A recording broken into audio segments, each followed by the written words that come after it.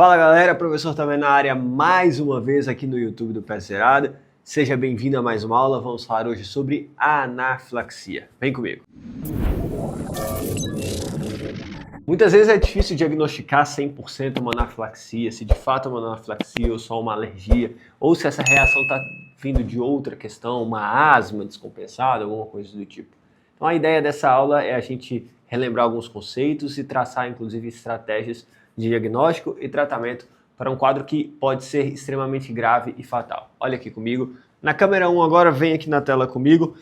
O conceito inicial de anafilaxia nada mais é do que um conjunto de sinais e sintomas de início muito agudo, decorrente do quê? Depois da exposição a um alérgeno, alguma substância, então o paciente tem uma reação alérgica, só que não é aquela reação alérgica bobinha que a gente conhece, né? Que dá um pruridozinho e tudo mais, é uma reação alérgica grave. Isso é importante por quê? Porque a gente tem que entender que tem risco de vida para esse paciente. Então é algo que a gente tem que ficar muito atento, que pode dar uma PCR, pode dar choque, pode inclusive matar o nosso paciente, que na maioria das vezes é desencadeada por algumas substâncias. Muito comum, medicamentos. A gente sempre lembra, né, de pirona, por exemplo, muitos pacientes alérgicos de pironas, anti-inflamatórios não esteroidal. Lembrar de alimentos também, camarão, tá? São um dos principais alimentos, corantes, tá? E lembrar também de picadas de insetos, abelha, mosquito, muitos pacientes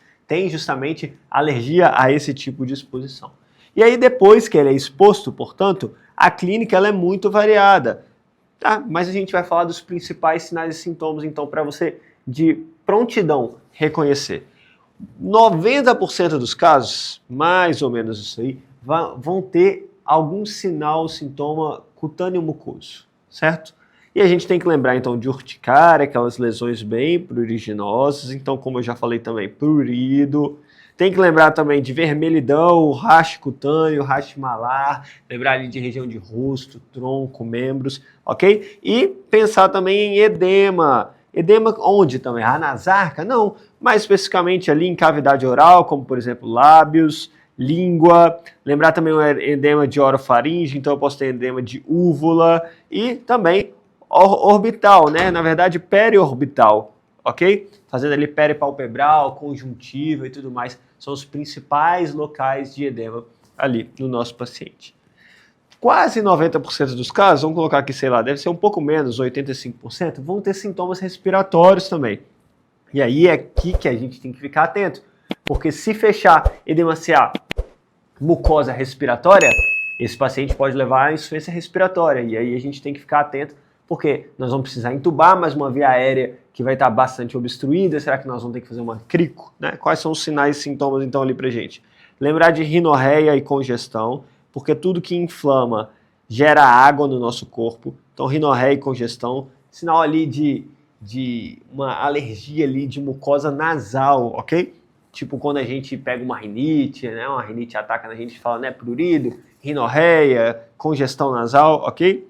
Pensar nos quadros um pouco mais avançados em rouquidão, estridor laríngeo, que é quando já ali a região de laringe, que quer começar a obstruir, início de traqueia, ok?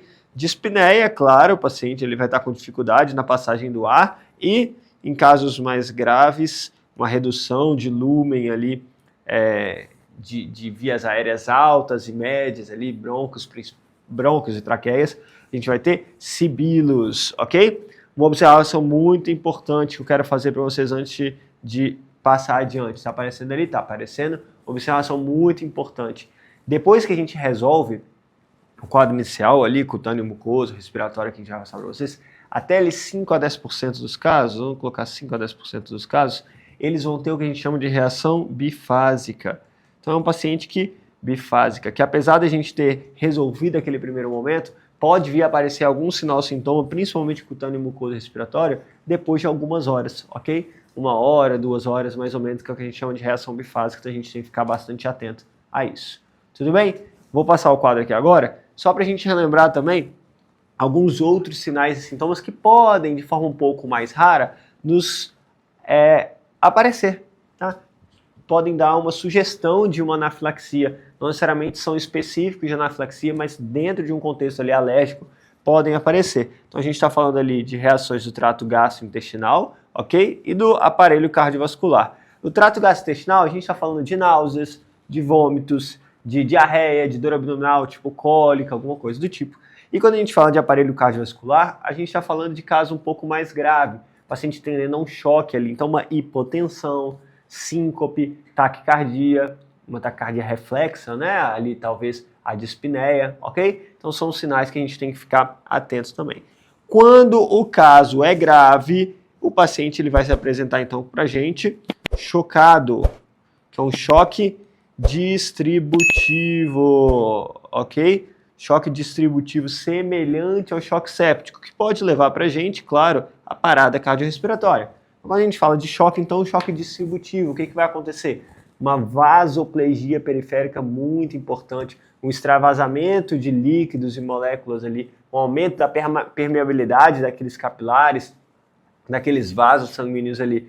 Então a gente tem uma vasoplegia sistêmica, como acontece na sepse. A sepse, o choque séptico, o choque anafilático, o choque neurogênico, por exemplo, também são características de choque distributivo. Muitas vezes, então, nós vamos precisar usar uma droga vasoativa, como a noradrenalina, para fazer uma vasoconstricção novamente. É uma redução enorme da resistência vascular periférica, automaticamente uma redução enorme da pré-carga. Da pós-carga, ok? Pós-carga.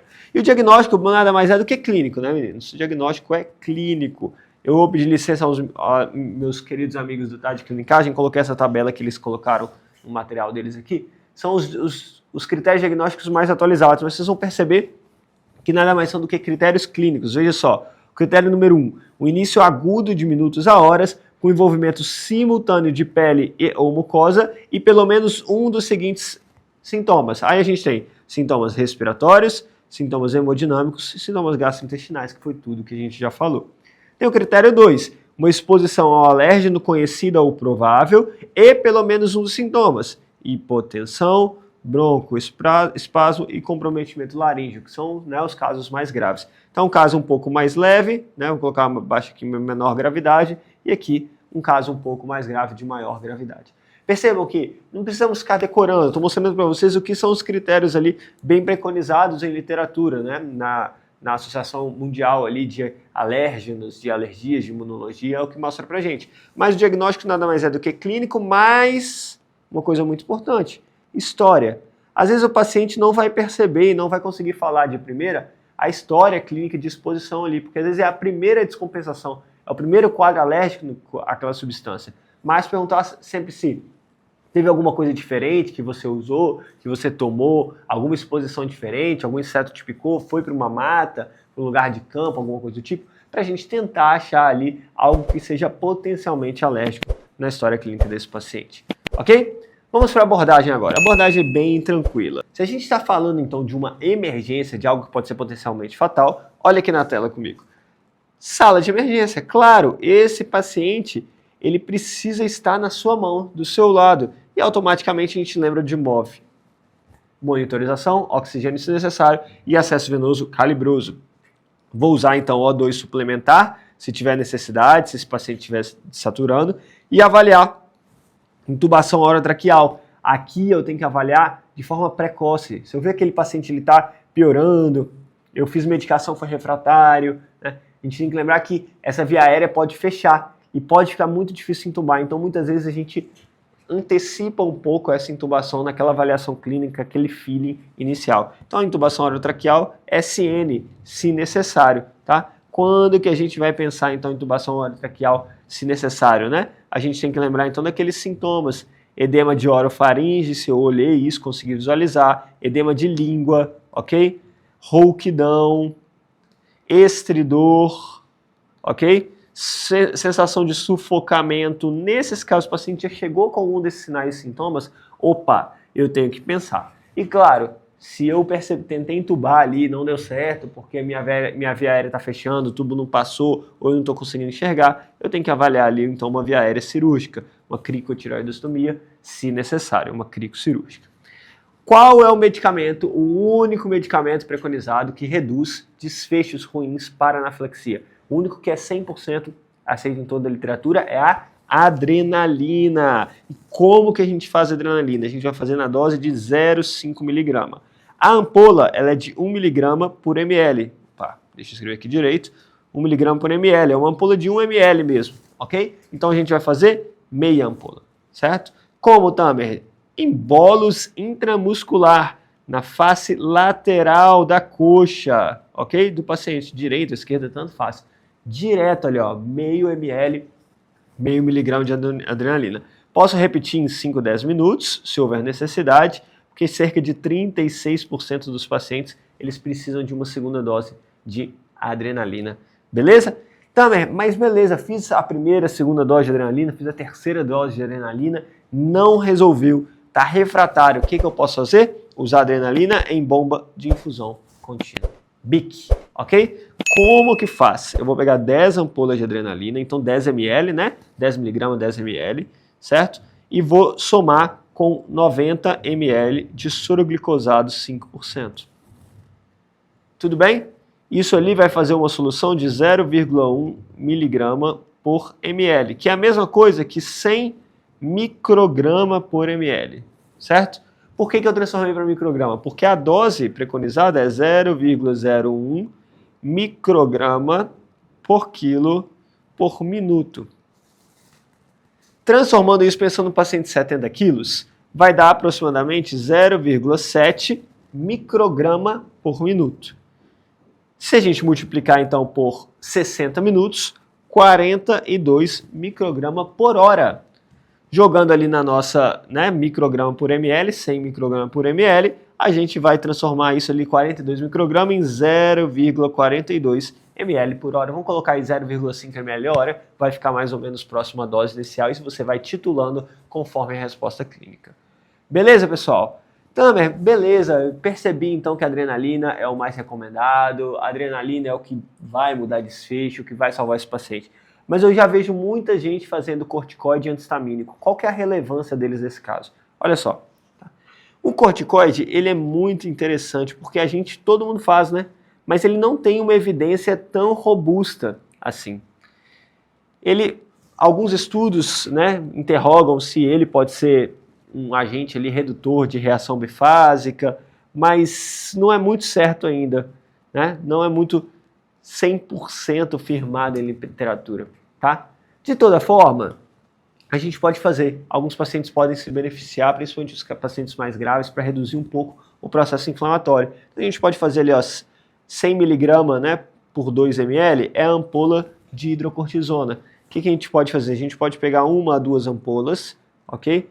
Colocar ali em 250 a 500 ml de soro fisiológico, tanto faz, certo? E correr ali em aproximadamente 15 minutos para tentar ajudar o paciente ali nesse processo ali de reação bifásica. Algumas pessoas deixam ainda uma prednisona para uns 3, 5 dias para casa depois, não tem problema. Fato é que ainda em literatura ele não é 100% estabelecido o benefício de usar o corticoide nesses casos. O antihistamínico, ele é interessante, principalmente se o paciente tem uns sintomas cutâneos, né? Porque são sintomas cutâneos que tem ali o envolvimento de histamina, tá? Principalmente receptor H2. Olha aqui na tela comigo. Ação em sintomas cutâneos. A gente pode usar o dimenidrato, o Dramin, ele vem na ampola ali de 50 mg, a gente vai diluir em 50 ml desse soro fisiológico também, e aí pode correr ali um pouco mais rápido que a hidrocortisona. Em 2 minutos, 3 minutos a gente pode correr. Interno ou não interno esse paciente? O que as diretrizes nos falam? Nos falam para fazer o que a gente chama de observação estendida. O que é isso? Não necessariamente é uma internação, porque se você resolveu com adrenalina, o paciente melhorou os sintomas, né? Não apresentou ali uma reação bifásica na primeira, segunda hora, e o paciente não teve novos contatos com o alérgeno, não vai voltar a ter anafilaxia. Então, por fim, beleza, adrenalina, corticoide, sem muito benefício, antihistamínico para sintomas cutâneos, maravilha.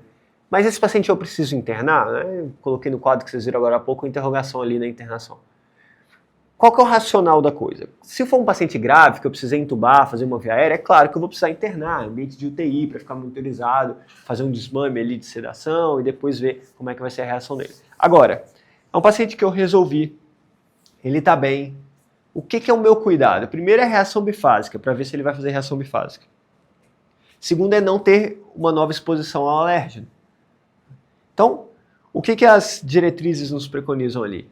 Deixar o paciente no que a gente chama de observação estendida, se for possível. Se não, interna, pelo menos ali de um dia para o outro, para ver como ele vai ficar. Observação estendida é ficar ali naquele serviço de saúde por 6 a 12 horas. Os estudos mostram que o paciente que não fez reação bifásica ali nas primeiras 6 horas, 7 horas, 8 horas, não vai fazer mais, provavelmente. Então, deixa a observação estendida ali, libera a alimentação se tiver proteção de via aérea e tudo mais, mas deixa ele ali observado, bem monitorizado, para ver se não vai ter nenhuma reação bifásica e tirar totalmente a exposição ao alérgeno. Resolvido isso, eu não preciso necessariamente internar, a não ser que o serviço que você esteja precise internar o paciente, aí vai da burocracia dos protocolos aí do seu serviço. Combinado, pessoal? Espero que você tenha gostado do vídeo de hoje sobre anafilaxia, algo muito comum que a gente pega direto nos nossos plantões. Não deixa de se inscrever aqui no nosso canal, ativa o sininho de notificação, manda para os seus colegas esse vídeo, compartilha o link, compartilha o nosso canal, os caras fazem uns vídeos legais ali, bem práticos, esse é o nosso objetivo aqui. E qualquer coisa, a gente está à disposição. Curte aqui para mim, tá? Última coisa que você vai fazer, curte o vídeo aqui para mim, dá um joinha se você gostou, e a gente se encontra no próximo vídeo. Até mais!